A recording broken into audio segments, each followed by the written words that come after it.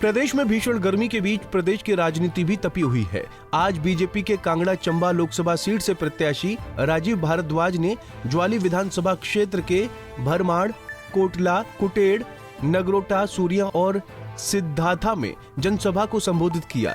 उन्होंने कांग्रेस प्रत्याशी आनंद शर्मा के बयान, जिसमें उन्होंने कहा कि भाजपा का 400 पार का नारा लोकतंत्र और मतदाताओं का अपमान है, पर जवाब देते हुए कहा कि मुझे समझ नहीं आ रहा कि इसमें लोकतंत्र का कैसे अपमान है। भाजपा का 400 पार का नारा कार्यकर्ताओं की मेहनत और दम पर है। राजीव भारद्वाज ने कहा कि कांग्रेस प्रत्याशी ने जो कहा है कि भाजपा राज्यों में लकीर खींचने का काम करती है, वो भी मेरे समझ से परे है। राजीव भारद्वाज ने कहा कि मुझे लगता है कि एसी में बैठने वालों को इतनी गर्मी में उन्हें जनता के बीच घूमना पड़ रहा है, जिस कारण वो अपनी सुध बुध भूल चुके हैं। उन्होंने कहा कि जनता बीजेपी को वोट देगी, बीजेपी की सरकार बनेगी और मोदी प्रधानमंत्री बनेंगे। मुझे नहीं समझ आया कि लोकतंत्र का कैसे अपमान हो गया। ये भारतीय जनता पार्टी का नारा अपने कार्यकर्ताओं के दम पर है, कार्यकर्ताओं की मेहनत से है, और कार्यकर्ता जिस जोश, जुनून और जुम्बिश से लगे हैं, मैं उन कांग्रेस नेताओं को जो ये कह रहे हैं उनको बताना चाहता हूं आपके चैनल के माध्यम से, 4 तारीख को जब रिजल्ट निकलेगा तो ये सब कांग्रेस के नेता भी और बड़े बड़े राजनीतिक पंडित भी अपने दांतों तले उंगली दबा लेंगे। इतना जबरदस्त जन समर्थन नरेंद्र भाई मोदी के प्रति और जो जो उनके द्वारा भेजे गए कैंडिडेट्स हैं उनके प्रति जनता के मन में है, ये तो 4 तारीख को पता चलेगा। और दूसरा प्रश्न आपने शायद क्या किया? तो दूसरा मेरा क्वेश्चन ये रहेगा कि कल चंबा से आनंद शर्मा जी ने कहा है कि भाजपा राज्य में लकीरें खींचने का काम करती है, इस पर आप क्या बोल? भाजपा राज्य में लकीरें खींचने का काम कर रही है जी, ये तो प्रश्न ही मेरी समझ से बाहर है। आनंद शर्मा जी अब क्या करें, बहुत गर्मी है और वो बेचारे वो तो रहते हैं बड़े बड़े भवनों में, एसीज में।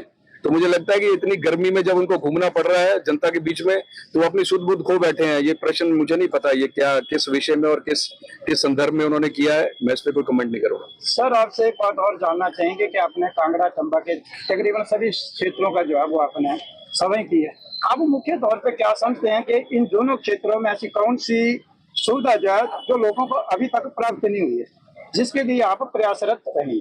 देखिए, विकास जो है ये सतत प्रक्रिया है, एक काम हो जाए तो दूसरा काम सामने खड़ा होता है। विकास इज ए एंडलेस प्रोसेस, और नरेंद्र भाई मोदी ने 10 वर्षों में विकास की राजनीति की है, विकासवाद की राजनीति की है।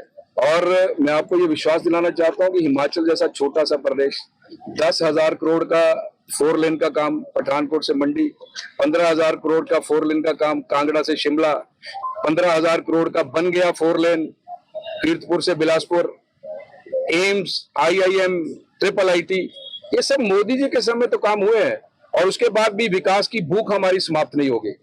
एक आयाम स्थापित हो गया, अगले आयाम के लिए हम बढ़ जाते हैं। यही भारतीय जनता पार्टी की खूबसूरती है। पौंग बांध विस्थापकों की समस्या का हल करने के प्रयत्न करेंगे, और ये जो रेलवे लाइन है हमारी, ये लाइफ लाइन है इस क्षेत्र की, उसको स्ट्रेंथन भी करेंगे और इसको ब्रॉड गेज करवाने का भी प्रयत्न करेंगे।